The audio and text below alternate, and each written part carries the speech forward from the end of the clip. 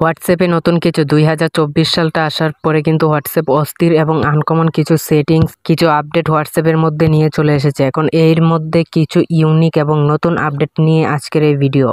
হোয়াটসঅ্যাপের আপডেট নিয়ে আমি এর আগে অনেক ভিডিও তৈরি করেছি। এখন আজকের যে সেটিংসগুলো, এই সেটিংসগুলো কিন্তু একদম ইউনিক কয়েকটা সেটিংস আজকের এই ভিডিও থেকে আপনি শিখতে পারবেন হোয়াটসঅ্যাপের। তো চলুন আমরা ভিডিওর মূল কাজে চলে যাই, ভিডিওটা শুরু করা যাক। মূল ভিডিওতে যাওয়ার আগে যারা এখন আমাদের চ্যানেলটাকে সাবস্ক্রাইব করেননি তারা অবশ্যই চ্যানেলটাকে সাবস্ক্রাইব করে সাথেই থাকবেন। তো আমি ভিডিওর মূল কাজে চলে আসলাম। এখন হোয়াটসঅ্যাপের অস্থির এবং আনকমন সেটিংসগুলো করার জন্য আপনি প্রথমেই হোয়াটসঅ্যাপে আসবেন।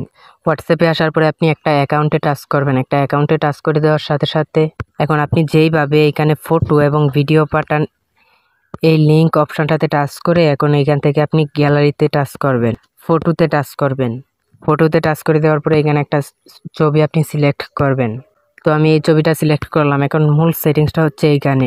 এখন এইখানে দেখেন ওয়ানের মতো একটা অপশান দেওয়া আছে। এখন এই অপশানটাতে আপনি চাপ দিবেন, তারপরে এইখান থেকে আপনি ওকেতে টাচ করবেন। ওকেতে টাচ করে দেওয়ার সাথে সাথে দেখতে পাচ্ছেন এই সেটিংসটা কিন্তু অন হয়ে গিয়েছে। এখন এই সেটিংসটার কাজটা কি আমি আপনাদেরকে বলি। এখন যদি আমি এখান থেকে এটাকে সেন্ড করে দেই, দেখেন আমি এইখান থেকে এটাকে সেন্ড করে দিলাম। সেন্ড করে দেওয়ার সাথে সাথে এখন এই ফটোটা, আমি যে এই ফটোটা এইমাত্র সেন্ড করলাম, ফটোটা কিন্তু সেন্ড হচ্ছে। এই ফটোটা যার কাছে আমি সেন্ড করেছি সে কিন্তু শুধুমাত্র একবার ফটোটা দেখতে পারবে। একবার দেখার সাথে সাথে কিন্তু ফটোটা ডিলিট হয়ে যাবে। আপনি চান যে সে একবারের বেশি যেন না দেখতে পারে এবং স্ক্রিন রেকর্ড না করতে পারে এবং ফটো যাতে ডাউনলোড না করতে পারে, তাহলে কিন্তু আপনি এইভাবে ওয়ান সেটিংসটাকে আপনি চালু করে তারপরে এইভাবে আপনি ফটো সেন্ড করতে পারেন। তাহলে কিন্তু আপনার ফটোটা শুধুমাত্র একবার দেখতে পারবে, কোনোভাবেই কিন্তু সে দুইবার দেখতে পারবে না, অথবা স্ক্রিনশট অথবা ডাউনলোড ফোনের মধ্যে সেভ করতে পারবে না। তো আশা করি বুঝতে পেরেছেন সেটিংসটা। এখন দ্বিতীয় যে সেটিংসটা, সেটাও কিন্তু একইভাবে আপনি এখান থেকে গ্যালারি অপশানে টাচ করে একটা ছবি সিলেক্ট করবেন। একটা ছবি সিলেক্ট করার পরে এখান থেকে উপরে দেখেন এইচডি অপশানটা, এটাকে আপনি এই অপশানটাতে আপনি টাচ করবেন। টাচ করে দেওয়ার পরে এইচডি কোয়ালিটি এটা আপনি সিলেক্ট করবেন। এটা সিলেক্ট করার পরে এখান থেকে যদি আপনি ফটোটাকে সেন্ড করে দেন, তাহলে কিন্তু এই ফটোটা এইচডি কোয়ালিটিতে কিন্তু তার কাছে গিয়ে পৌঁছাবে।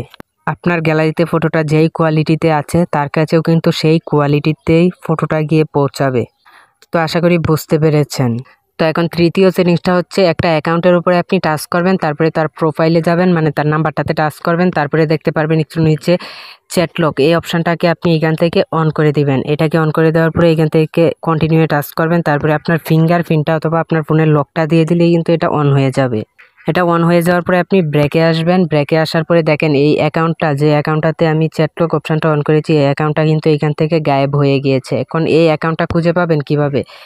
আপনি যখনই হোয়াটসঅ্যাপে আসবেন, হোয়াটসঅ্যাপে আসার পরে আপনি উপর থেকে নিচের দিকে যখন এইভাবে টান দিবেন, তখন উপরে দেখতে পারবেন চ্যাট নামে একটা অপশান আছে। এই অপশানটাতে আপনি টাচ করবেন, তারপরে আপনার ফিঙ্গারপ্রিন্ট অথবা আপনার ফোনের লকটা দিয়ে দিলেই কিন্তু এই অ্যাকাউন্টটা শো করবে। এইখান থেকে কিন্তু আপনি তার সাথে চ্যাটিং করতে পারবেন। আবার এটাকে যদি আপনি হোম স্ক্রিনে নিয়ে যেতে চান, মানে চ্যাট আনলক করতে চান, ঠিক একইভাবে আপনি এই অ্যাকাউন্টে আসার পরে আপনি এখান থেকে চ্যাট লক অপশানটাকে এখান থেকে বন্ধ করে দিবেন। বন্ধ করে দেওয়ার পরে আপনার ফিঙ্গারপ্রিন্ট অথবা লক দিয়ে দেওয়ার সাথে সাথে কিন্তু এটা আপনার হোম স্ক্রিনে যুক্ত হয়ে যাবে। তো আশা করি 3টা সেটিংসটি সঠিকভাবে বুঝতে পেরেছেন, শিখতে পেরেছেন। বন্ধুরা, ভিডিওটা দেখে যদি একটু উপকার হয় অথবা ভালো লাগে, হোয়াটসঅ্যাপের এই 3টা সেটিংসের মধ্যে একটা সেটিংসও যদি আপনার উপকারে আসে, তো অবশ্যই সাথে থাকবেন। দেখা হবে নতুন ভিডিওতে। ধন্যবাদ এতক্ষণ সাথে থাকার জন্য।